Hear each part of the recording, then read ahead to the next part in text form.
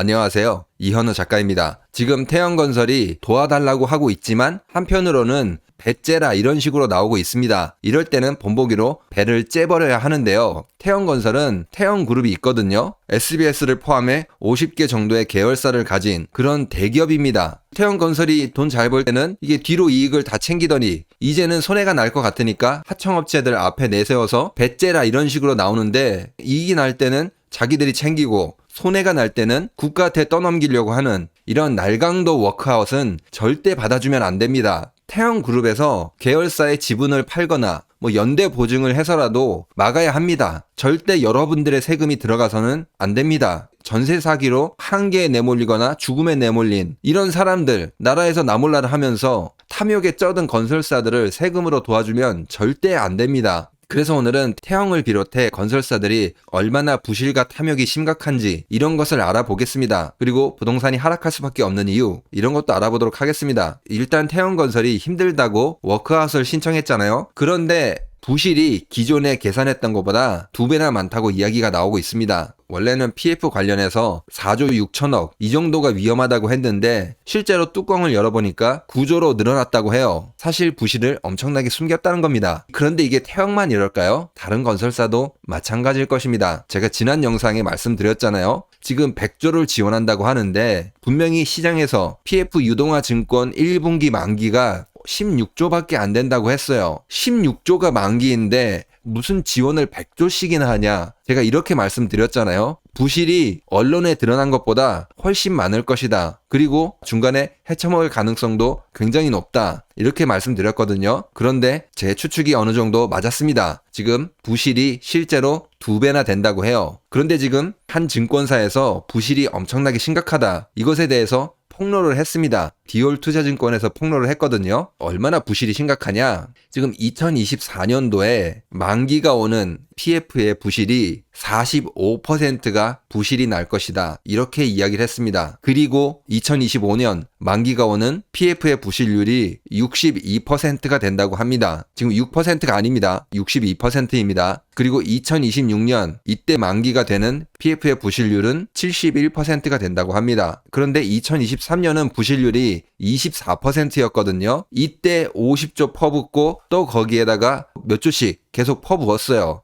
그런데 지금 이게 앞으로도 몇 년 더 남았다는 거예요. 2024, 2025, 2026 이렇게 남았다는 겁니다. 2024년이 시작하자마자 100조 퍼붓겠다고 선언을 했어요. 그러면 2025년, 2026년 이때는 돈을 안 퍼부을까요? 여러분들의 세금으로 다 메꾸게 될 수도 있습니다. 이거를 디올투자증권에서 폭로를 했는데 제가 2022년 12월에 디올투자증권이 가장 위험하다 이렇게 이야기했어요. 그런데 아이러니하게 여기서 지금 폭로를 했어요. 나도 빨리 도와달라 이제 그런 얘기겠죠. 제대로 안 봐주면은 계속 폭로하겠다 이런 식으로 나오는 것 같기도 해요. 아무튼 이렇게 부실률이 높은데 그 이유가 아파트 대기 물량이 굉장히 많다고 합니다. 분양 대기 물량이 있고 착공 대기 물량이 있습니다. 이거 모두 다 이미 돈이 어느 정도 들어간 거죠. 빨리 분양을 하고 착공을 하고 돈을 받아야 되는 그런 물량들이에요. 그게 112만 2천 호 이 정도 된다고 합니다. 지금 중간에 이 112만 호가 엎어지면은 그게 다 부실이 되는 겁니다. 이걸 끝까지 다 어떻게 돼요? 지어야지 건설사들이 살아남을 수 있습니다.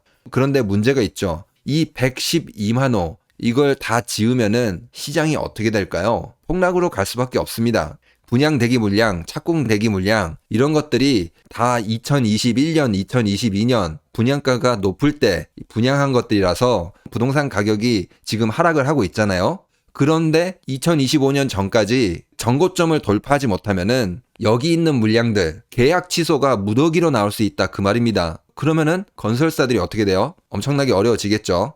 그런데 지금 2025년 전까지 전고점을 돌파할 수 있을까요? 저는 안 될 거라고 봅니다. 일단 지금 미분양이 7만 호가 넘습니다. 그런데 지금 여기 아파트 대기 물량 여기에서 112만 호 여기서 미분양이 9% 정도 난다고 할게요. 지금 아파트의 재고율 이게 9% 정도거든요. 9%는 안 팔리고 재고로 남아있는 그런 상태라고 합니다. 그렇게 되면은 112만에서 9% 해보세요. 10만이 넘어요. 기존에 있는 미분양 7만하고 앞으로 들어올 미분양 10만 이렇게 되면 어떻게 돼요? 시장이 그냥 무너진다는 것입니다. 건설사들은 지금 탐욕의 끝에서 이러지도 못하고 저러지도 못하고 이거를 여러분들의 세금으로 다 해결할 준비를 하고 있는 거예요. 그리고 2024년에는 입주되는 것들이 많이 있다고 합니다. 그동안 분양가가 높아서 분양이 지연된 것들, 이제 그런 것들이 입주가 되고, 그리고 작년에 공사를 하면서 원가가 많이 상승을 해서 공사 비용 더 내라 이렇게 분쟁이 있었던 것들, 이런 물량들이 입주를 하거든요.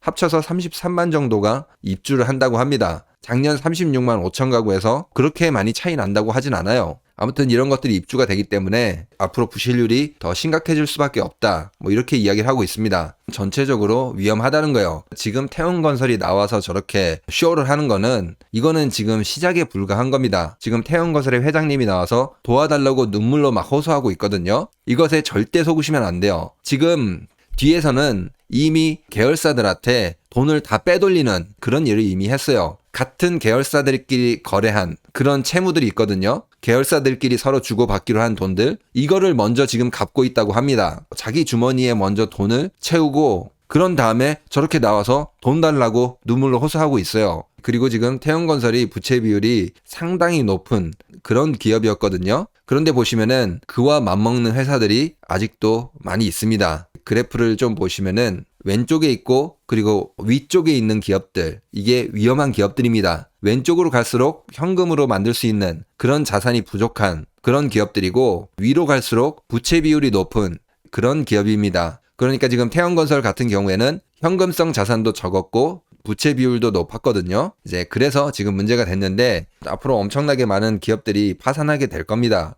그리고 지금 100조를 지원한다고 했거든요, 시장에. 그런데 우리가 이거를 조금 알아야 돼요. 어디에서 빼먹을 수 있을까, 해먹을 수 있을까, 이런 거를 봤을 때 그렇게 어렵지는 않거든요. 일단 도와줄 때 건설사들을 선별할 수 있잖아요. 이 건설사를 도와주겠다, 저 건설사를 도와주겠다, 이렇게 하면서 뒤로 돈을 몰래 받을 수도 있습니다. 그리고 나중에 뭐 퇴직하고 한 자리 받을 수 있고, 이게 하나가 있고, 그리고 지금 정부에서 PF를 바로 지원해주지 않고 유동화 증권이라는 걸 매입을 하거든요. 증권사를 통해서 지원을 해주고 있어요. 왜 그럴까요? 바로 PF를 사들이지 않고, 그 땅이라든지 건물을 사들이지 않고 증권사를 통해서 왜 도와줄까요? 중간에 증권사한테 수수료 수익을 주기 위해서입니다. 그러니까 도와줄 때마다 유동화 증권을 매입하겠다, 이런 어려운 용어를 쓰는 거예요. 굳이 증권사를 껴가지고 이렇게 도와주고 있어요. 증권사 출신들, 경제 유튜버들, 이거 알면서도 비판하는 사람 있나요? 아무도 없습니다. 자본가의 개로 살아왔기 때문에 자기 주인을 물지 않는 거죠. 그리고 꼬리도 흔들고 그렇게 하는 겁니다. 이 도와주는 구조들, 분명히 해먹을 구멍들이 많아요. 이거 나중에 수사 들어가야 된다고 저는 생각합니다. 도와주는 것도 안 되지만 지금 도와주는 과정도 굉장히 불명확해요. 은행이나 건설사들은 부실을 국민들한테 떠넘기고, 증권사는 우리를 통해서 도와주게 되니까 중간에 수수료를 챙기면서 앉아서 돈을 버는 그런 구조로 가고 있어요. 우리나라 증권사 출신 유튜버들 지금 아무 말도 없죠. 자본가의 개들로 잘 길러졌다는 거죠. 이런 부실이 지금 다 드러나고 있는데 빨리 부동산 정상화가 일어나면 좋을 것 같아요. 더 이상 이렇게 부실을 도와주는 거는 답이 아니라고 생각합니다. 지금 이거는 한국은행의 칼럼입니다. 일본의 잃어버린 20년 어떻게 왔나 읽어드릴게요. 거품 붕괴 이후 공급 가잉에도 불구하고 구조조정 노력 없이 1990년대 중반까지 공공투자 확대, 금리 인하 등 수요를 인위적으로 부양하는 경기 대응책만 썼다. 부실 기업 및 사업을 정리하기보다는 공동감산으로 대응하고 구조조정을 과감하게 추진하지 못해서 부실 채권이 문제를 심화시켰다. 이런 내용이 나옵니다. 부실 기업을 정리하지 않았기 때문에 잃어버린 뭐가 왔다는 거예요. 20년이 왔다는 거예요. 지금 우리가 이렇게 부실이 많은데 여기에 50조, 100조, 앞으로도 100조 이렇게 퍼부은다면은 우리들의 미래는 정해져 있습니다. 오늘 영상을 정리하면은 태형건설이 뭐 도와달라고 하는데 실제로 뚜껑을 열어보니까 부실이 2배가 넘었다. 다른 기업들도 지금 부실률이 폭발하고 있다. 디올투자증권에서 폭로를 했는데 도와달라 그런 소리겠죠.